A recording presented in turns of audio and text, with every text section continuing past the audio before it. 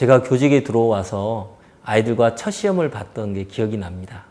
늘 누군가에게 점수를 받았던 입장에서 아이들에게 점수를 줄 수 있다는 것은 교사로서 특권이라고 생각했습니다. 그래서 그 특권을 좀 더 향유하기 위해서 빨리 채점해서 정확하게 점수를 나눠주면서 아, 이게 선생님 능력이야. 선생님은 이 정도 할 수 있어.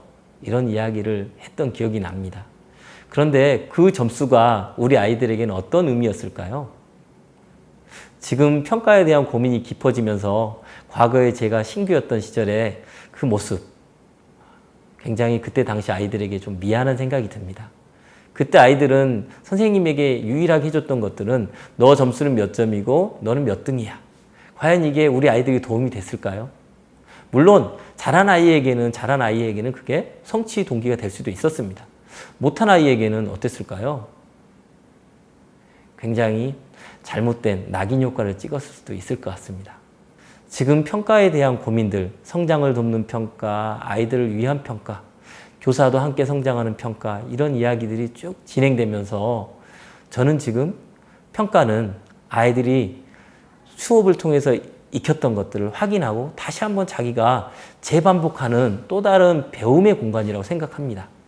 그리고 시험을 보고서 내가 몰랐던 면을 다시 한번 고민하고 재학습을 할 수 있고 또 부족한 부분이 있다면 선생님이 빨간펜 교사처럼 막 써줘서 많은 피드백이 중요한 게 아니라 너가 이게 부족했구나. 다시 너에게 개인적으로 이야기해 줄 수 있어야 하면 가장 좋은 평가라고 생각합니다.